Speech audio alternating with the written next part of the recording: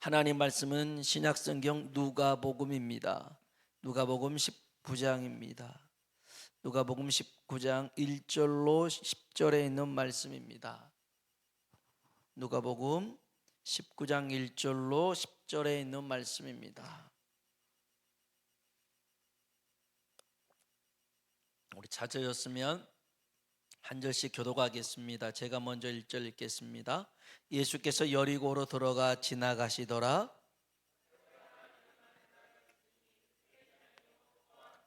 그가 예수께서 어떠한 사람인가 하여 보고자 하되 키가 작고 사람이 많아 할 수 없어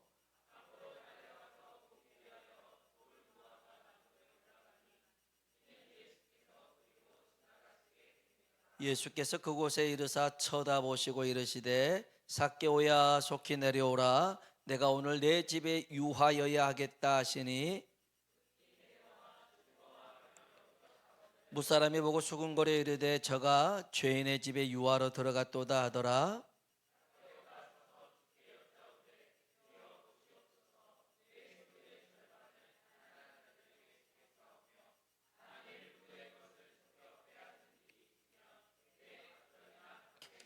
예수께서 이르시되 오늘 구원이 이 집에 이르렀으니 이 사람도 아브라함의 자손이미로다. 인자가 온 것은 잃어버린 자를 찾아 구원하려 함이니라. 아멘. 우리 한번 인사할까요? 하나님의 은혜가 당신에게 임하기를 원합니다. 임하기를 원합니다. 아멘. 한 번 더 하나님이 당신에게 복 주시기를 원합니다. 당신에게 복 주시기를 원합니다. 아멘. 우리 예수님께서 2000년 전에 이 땅에 오신 것은 하나님의 뜻을 이루러 오셨습니다. 아멘. 하나님의 계획을 이루러 오신 줄로 믿습니다. 그래서 예수님이 하신 일은 하나님의 언약, 그 말씀을 성취한 일인 줄로 믿습니다. 하나님의 계획과 뜻을 이루시려고 오셨고 예수님이 하신 모든 일들은 하나님의 언약을 이루는 일들이라는 것입니다. 그러면 예수님이 이 땅에 오신 이유를 예수님이 스스로 말씀하십니다.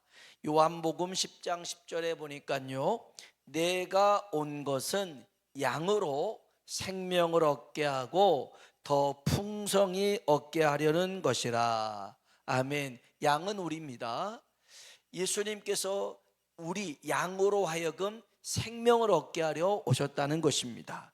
여러분, 주님은 우리에게 생명 주시러 오신 줄로 믿습니다. 어떻게요? 더 풍성히 얻게 하려는 것이라. 여러분, 주님이 우리에게 주시는 생명은 빈곤의 생명이 아닙니다. 풍성의 생명인 줄로 믿습니다. 풍성한 생명을 우리에게 주시는 분이죠. 여러분, 가끔 핸드폰 배터리가 떨어져서 방전돼서 꺼지는 경우가 있잖아요. 그리고 아주 드물게 자동차 연료가 기름이 떨어져 가지고 멈춰선 경험을 한 분도 덜어는 있습니다. 아직 저는 해보지 못했는데요. 일전에 한번 그 장례식 집례 문제로 차를 운전해서 지방에 간 적이 있었습니다. 운구차 뒤를 따라가는 상황이었습니다. 근데 연료 게이지에 불이 들어왔습니다. 경고등이 들어왔어요. 빨리 기름 넣으라는 거죠. 보통 때 같으면 바로 주유를 하는 성격인데 상황이 여의치 못하잖아요. 운구차 뒤따라가다가 놓쳐버리면 어디로 갈지 모르니까 계속 따라갔습니다. 한 칸 남은 그 주황색 경고등이 켜져 있었는데 그래도 한 15분, 20분 이렇게 갔습니다. 그런데 함께 동승했던 전도사님하고 사모님이 옆에서 야단입니다.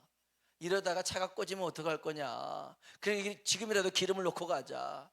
이런데 좀 남자 또 괜히 그냥 고집도 있고 가오가 있잖아요. 괜찮아. 이 정도는 더 갈 수 있어. 한 15km, 20km는 갈 수 있어. 이렇게 말은 했지만 속으로는 이거 멈추면 안 되는데 하면서 갔지요. 그래서 장례를 잘 집례하고 그 다음에 바로 주유소를 찾아가지고 기름을 넣습니다. 제가 뭐라 했겠어요? 가득이요 그랬습니다. 가득이요 그랬어요. 그래서 기름을 가득 넣습니다. 이 기름 게이지가 쭉 올라가니까요, 얼마나 마음이 뿌듯한지 모릅니다. 든든합니다. 이제 걱정거리가 없더라는 것이요. 여러분, 주님이 우리에게 주시는 풍성한 생명이라는 게 뭐냐면 연료 게이지 한 칸이 아닙니다. 그 연료 게이지에 경고등이 들어온 상태로 조마조마 불안하면서 계속 살아가라는 것이 우리 주님의 뜻이 아닙니다. 마치 가득이요, 풀이요. 만땅은 일본에서 오는 말이기 때문에 만땅하면 안 돼요. 예, 가득할 만자에다가 땡크 뭐 해가지고 만땅이 나왔다는데 만땅은 쓰지 말고요, 가득이요 이렇게 하고 살아야 되는데, 여러분 가득은요 채워지잖아요. 염려가 없어요. 기름 떨어질 걱정이 없어요.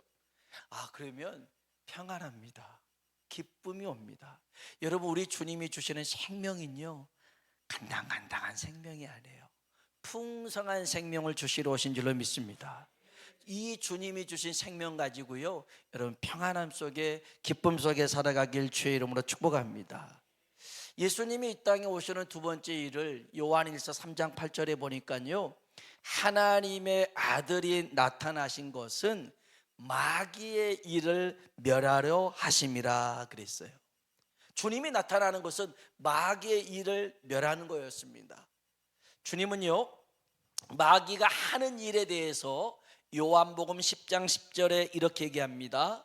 도둑이 오는 것은 도둑질하고 죽이고 멸망시키려는 것뿐이요 그럽니다. 마귀가 도둑질을 합니다. 우리의 영혼을 도둑질합니다. 우리의 생명을 도둑질합니다. 우리의 믿음을 도둑질합니다. 어떻게 도둑질을 하냐면 죄를 짓게 만듭니다. 참 죄를 예쁘게 포장을 합니다. 유혹합니다. 미혹합니다. 넘어지게 만듭니다. 그래서 우리의 영혼을, 우리의 생명을, 우리의 믿음마저도 훔쳐가 버립니다. 그러면 우리가 도적질을 당하잖아요. 그러면 우리는 죽은 영혼이 됩니다. 하나님과 전혀 하나님의 음성을 들지 못하고 하나님의 은혜 안에 머물지 못하는 죽은 상태가 됩니다. 결국에는요, 멸망의 길, 지옥에 떨어질 수밖에 없는 상황에 이르고 맙니다. 그런데 예수님께서 이 마귀의 일을 성경에 해방시키러 왔다, 마귀의 일을 저지하려고 왔다, 이러지 않았습니다. 마귀의 일을 따라합시다. 멸하러 오셨다. 멸하러 오셨다. 아멘. 이 마귀의 일을 없애려고 오셨다는 겁니다. 이 마귀가 절대 이런 일이 있을 수 없도록, 불가능하도록, 이룰 수 없게끔 하기 위해서 오셨더라는 것입니다. 그러면 어떻게 예수님께서 이 일을 하셨느냐? 마태복음 20장 28절에 보니까 예수님은 세 번째 이렇게 말씀하십니다. 인자가 온 것은 섬김을 받으려 함이 아니라 도리어 섬기려 하고 자기 목숨을 많은 사람의 대속물로 주려 함이라. 아멘. 예수님이 온 것은요, 많은 사람을 위하여 대속물로 주러 오셨다. 그게 하나님의 뜻이거든요. 그러면 대속물로 주려 하셨다는 것은 십자가에서 우리 죄를 대신하여서 죽으셨더라는 것입니다. 거기서 죄의 문제를 해결하셨습니다. 여러분 잘 들으세요. 마귀라는 놈은요, 우리가 죄와 상관없잖아요. 그러면 우리한테 아무것도 할 수 없습니다. 아무것도 못해요. 우리에게 영향력을 미치지 못해요. 여러분 이렇게 파출소, 지금 파출소라나요? 아무튼 그 경찰서에 가보면 경찰 말고요, 형사들 보셨나요? 형사 앞에 혹시 치조를 당해 보셨나요? 형사 무섭습니다. 우리가 영화에서 보는 그런 친절, 물론 친절하죠. 형사는 경찰, 우리에게 5분 가까이 있는 민족의 지팡이이고 가까운 분들이지만 형사 무섭습니다. 여러분 혹시 검찰청 가보셨나요? 검사나 그런 사람들은 다짜고짜 욕을 합니다. 이놈 저놈 합니다. 이거 이러면 안 되는데, 아무튼 TV에 나온 거와 좀 달라요. 무섭습니다. 재판소에 가서 재판을 받는 상황이면요, 거기서는 정말 찍소리도 못합니다. 판사가 무섭습니다. 그래서 감옥에 들어가고 구치소에 들어가고 교도소에 들어가잖아요. 보통 사람이면요 그거 견디질 못하는 겁니다. 자, 그런데 여러분, 죄가 없는 사람에게는요 경찰서에 형사 만나봐도요 안녕하세요 이럴 수 있습니다. 검찰청 가서 검사 만나도요 안녕하세요, 저랑 요구르트 한잔 하시죠, 이렇게 할 수 있습니다. 검사도 무섭지가 않습니다. 판사도 무섭지가 않아요. 왜요? 죄가 없으면 상관없어요. 여러분, 마귀라는 놈도 우리를 왜 괴롭히냐면 우리를 죄를 지어서 넘어지게 만들어 가지고 계속 그 죄에 얽매이게 만들고 묶어놓고 거기서 빠져나가지 못하도록 우리를 위협하고 공격하더라는 것입니다. 그래서 끊임없이 죄로 유혹하면서 뭘 하느냐? 하나님을 떠나도록 만듭니다. 하나님을 멀어지게 만듭니다. 그리고 세상 속에서 방황하게 만드는 것이 마귀의 일이라는 거지요. 하지만 주님이 이 땅에 오신 네 번째 이유가 오늘 본문에 나옵니다. 10절입니다. 10절 말씀 같이 한번 읽어볼까요? 인자가 온 것은, 아멘, 인자가 온 것은, 예수님이 온 것은 어떤 자를 찾아요? 잃어버린 자를 찾으러 오셨다는 겁니다. 정확히 말하면 잃어버린 자가 아닙니다. 하나님의 품을 떠난 사람들입니다. 하나님이, 주님이 잃어버린 게 아니에요. 자기 발로 나간 겁니다. 자기 발로 떠난 겁니다. 내 마음대로 하고 싶은데 자꾸 하나님이 간섭을 합니다. 잔소리를 합니다. 귀찮게 합니다. 이거 해라 하지 마라, 아우 듣기 싫어, 나 내 마음대로 살 거야 하고 뛰쳐나가 버린 것이 바로 잃어버린 자가 되었습니다. 그런데 주님은요, 주님은 하나님의 품을 떠난 자, 가출한 자, 말 지지리도 안 든 놈, 이놈 찾으러 왔다라고 하지 않고요, 인자는 잃어버린 자를 찾으러 왔다라는 것입니다. 주님이 잃어버렸대요. 아니, 지들이 떠나갔는데 주님은 주님이 잃어버렸다라고 말씀을 하십니다. 그래서 찾아서 구원하러 오셨는데, 여러분, 주님이 기다릴 수 있잖아요. 돌아올 때까지 기다릴 수도 있는데 주님이 찾아 나선 것은요, 잘 들으세요, 주님의 품을 떠난 사람들이 돌아올 수 있는 방법을 몰라요. 길을 모릅니다. 여러분, 아버지께로 돌아갈 수 있는 유일한 길은 예수 그리스도뿐인 줄로 믿습니다. 다른 길은 없습니다. 오직 예수님만이 길이요 진리요 생명인 줄로 믿습니다. 그래서 예수님을 의지하고 하나님께로 돌아가는 것이죠. 오늘 본문은 이렇습니다. 한번 따라합시다. 삭개오는 잃어버린 자였다. 아멘. 이 삭개오 얘기의 결론이 10절이잖아요. 인자가 온 것은 잃어버린 자를 찾아 구원하려 함이니라. 달리 말하면 삭개오는 잃어버린 자였더라는 거였습니다. 삭개오는 여리고라는 도시의 세리장이었습니다. 그러니까 큰 도시의 세무서장이었습니다. 굉장히 뭐 지금으로 따지면 뭐 서울시 이렇게 할 수도 있죠. 거기에 세리장, 세무소장이었고, 그 다음에 그는 부자였습니다. 성경 한번 볼까요? 1절 2절에 있는 말씀입니다. 1절 2절 읽어봅시다. 예수께서 여리고로 들어가 지나가시더라. 삭개오라 이름하는 자가 있으니 세리장이요 또한 부자라. 아멘. 삭개오라 이름하는 자가 있으니 세리장이요 또한 부자라. 이걸 연이어서 씁니다. 세리장이요 또한 부자라. 말은 세리라는 직업을 통해서 부를 축적했다라는 의미를 우리는 읽을 수가 있습니다. 그래서 8절에 삭개오가 뭐라고 하냐면요, 만일 누구의 것을 속여 빼앗은 일이 있으면 내 갑절이나 갚겠나이다. 그럽니다. 보통은요, 남의 것을 빼앗아서 갚을 때는 2배로 갚아줍니다. 그런데 지금 4배로 갚겠다고 하는데 이건 좀 이따 얘기하고요. 아무튼 만일 누굴 것을 속여 빼앗았으면 그렇게 많이 해서 부를 축적했더라는 거예요. 이번 명절에 형님 만나가지고요, 지난 이제 뭐 이런저런 얘기하다가 요즘은 뭐 카메라 단속으로 다 하지만 옛날에는 경찰들이 막 단속하고 그랬잖아요.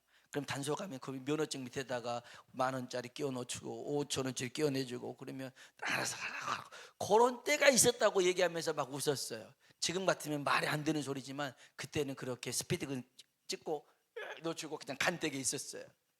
이 세리장이었던 이 삭개오도 그렇게 부를 축적했음을 알 수 있습니다. 여러분, 이 삭개오는요 컴플렉스가 있었어요. 핸디캡이 있었습니다. 그는 보통 사람보다 키가 작았어요.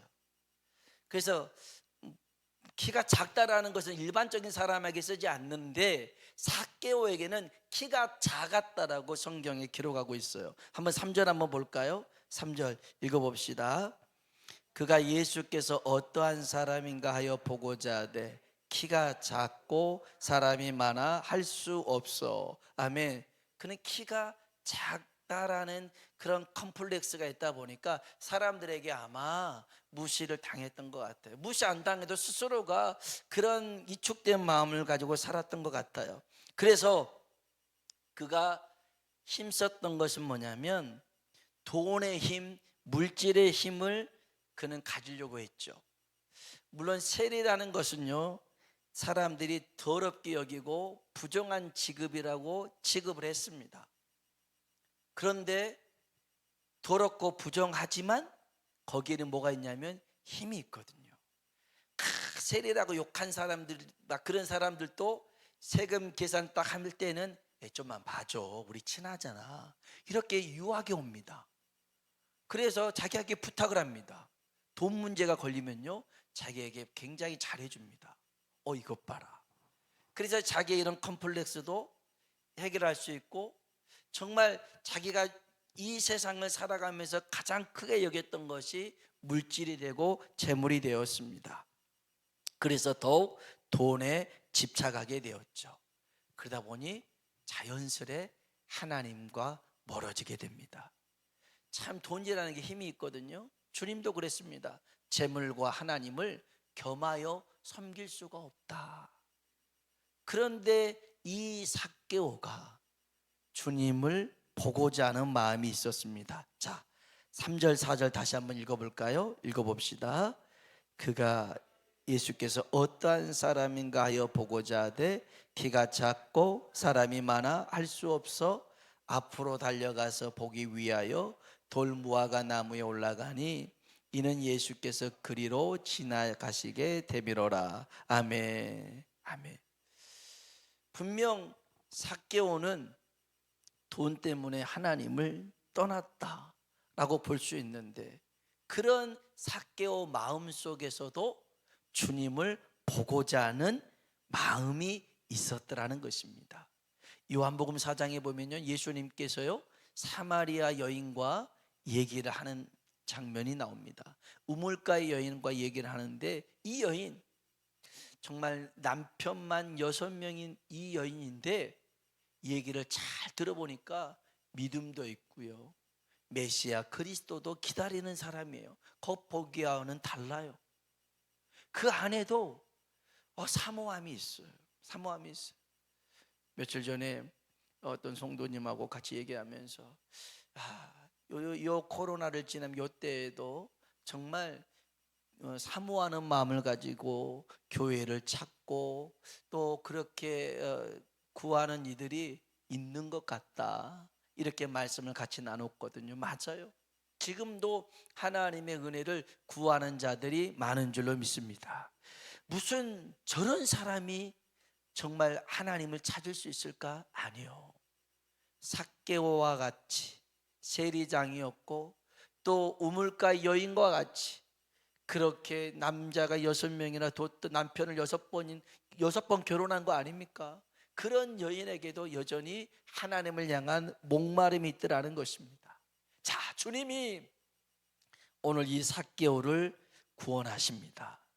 어떻게 구원하냐면 중요한 말씀이 5절에 나와요. 5절 같이 한번 5절 읽어봅시다. 예수께서 그곳에 이르사 쳐다보시고 이르시되 삭개오야 속히 내려오라. 내가 오늘 내 집에 유하여야 하겠다 하시니. 아멘. 아멘. 첫 번째입니다. 주님이 잃어버린 삭개오를 찾는 첫 번째는 주님이 삭개오를 쳐다봤더라는 것입니다. 삭개오는 예수님이 궁금해서 쳐다봤지만 여러분, 그 시기에 그 상황에 모든 눈이 예수님을 본 거죠. 예수님이 주인공이었으니까 예수님을 바라보면 병자도 고침받고 막 이런 역사가 있으니까 온통 예수님을 향해 있는데, 예수님이 누구를 보냐면 삭개오를 보고 계시더라는 거예요. 여러분, 내가 주님을 보는 것도 중요하지만 주님이 나를 보는 것이 더 중요하더라는 것입니다.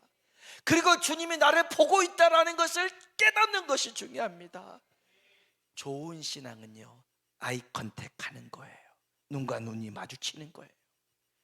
하나님의 눈과 여러분의 눈이 아이 컨택, 눈이 맞을 수 있길 주의 이름으로 축복합니다. 주님이 삭개오를 보면서 눈을 마주쳤어요. 두 번째입니다. 한번 따라합시다. 삭개오야, 삭개오야.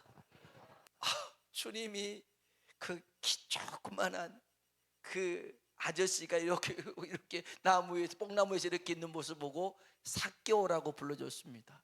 저는 성경을 볼 때마다, 아니 변화산에서 모세와 엘리야가 나타났는데 베드로는 어떻게 알고 내가 모세를 위하여 엘리야를 위해서 초막을 짓겠습니다, 명찰을 차고 있는 것도 아닐 텐데 어떻게 알았을까 궁금하더라고요.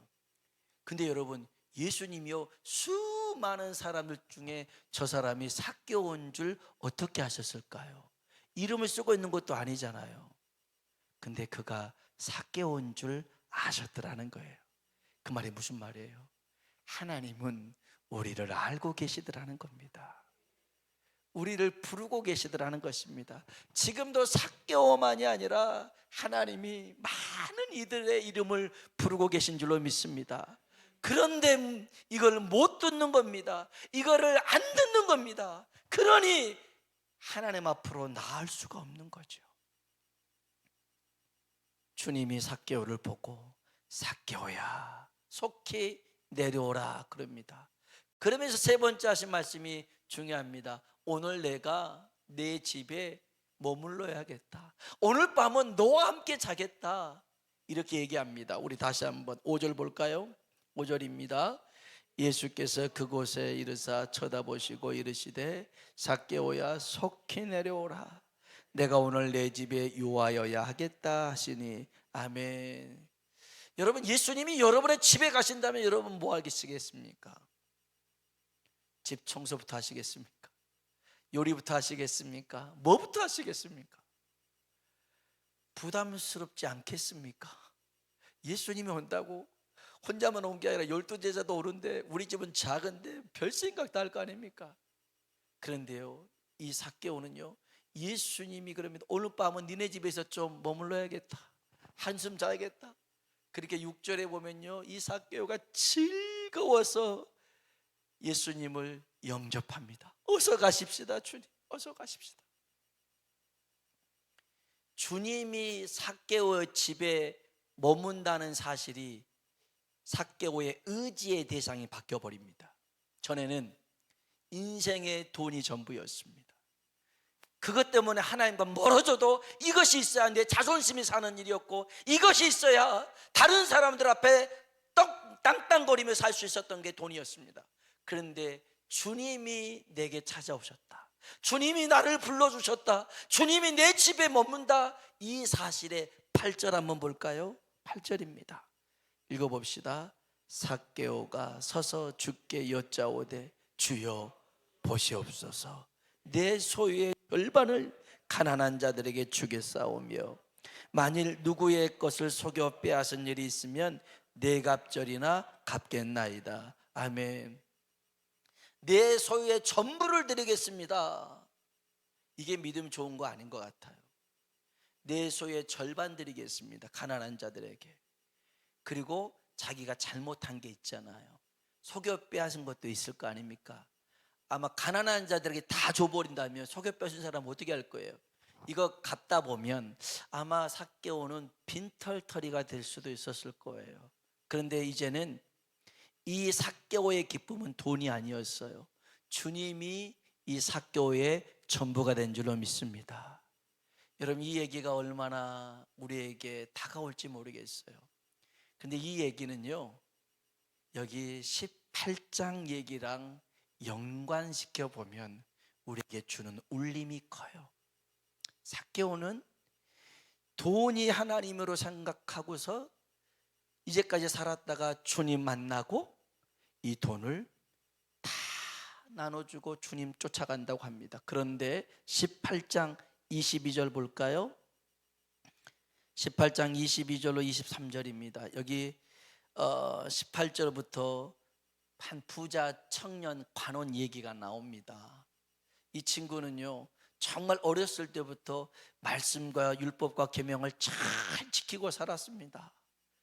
근데 이런 부자 청년 관원에게 예수님이 한 가지를 요구하거든요. 22절 봅시다. 22절 읽어봅니다. 예수께서 이 말을 들으시고 이르시되 아직도 한 가지 부족한 것이 있으니 내게 있는 것을 다 팔아 가난한 자들에게 나눠주라. 그리하면 내게 보화가 있으리라. 그리고 와서 나를 따르라 하시니 아멘. 내 소유를 팔아서 가난한 사람 주고 나를 쫓아라 그럽니다. 하늘에 보화가 있더라는 것입니다. 그런데 이 사람은요, 23절 봅시다. 그 사람이 큰 부자이므로 이 말씀을 듣고 심히 근심하더라. 큰 부자였어요. 그리고 근심하며 돌아갑니다. 예수님 말에 따르지 않습니다. 이 사람은요, 하늘의 보화보다, 하늘의 보화가 있을 거야, 하늘의 보화보다 이 땅의 보화가 더 컸습니다. 영원한 보물보다 잠깐의 보물이 더 컸습니다. 그렇게 신앙이 좋은 것 같아도 마지막 순간에 그건 놔라, 그리고 나를 쫓아라 못합니다. 못해요. 근데 삭개오는 이제까지 이 돈이 전부인 줄 알았다가 예수님이 자기를 보고 자기를 불러주고 자기 집에 머문다고 하니까요, 의지의 대상을 바꿔버립니다. 여러분, 삭개오의 믿음이 적은 믿음이 아닙니다. 적은 믿음이 아니에요. 그래서 삭개오의 이런 믿음을 보고 주님이 그러죠. 이도 아브라함 자손이고 내가 이것 때문에 인자가 온 것은 잃어버린 자를 찾으러 왔더라는 것입니다. 오늘 저와 여러분이요, 정말 잠깐의 것 때문에 하나님의 품을 떠나고 다른 곳에 시선을 뒀다 할지라도 다시 하나님께 시선을 두고 주의 음성에 여러분이 그 음성을 들을 수 있고 주와 함께 살아가는 것이 우리의 소망이 되고 믿음이 되길 주의 이름으로 축원합니다. 아무리 믿음이 좋다 할지라도요, 나를 따라와라 했는데 그 물질 때문에 못 따라왔던 부자, 청년, 고위 관료의 이런 사람 돼서는 안 됩니다. 정말 주님을 믿음으로 뒤따라갈 수 있는 하나님 사람 되시길 주의 이름으로 축원합니다. 우리 같이 한번 찬양을 불러볼까요?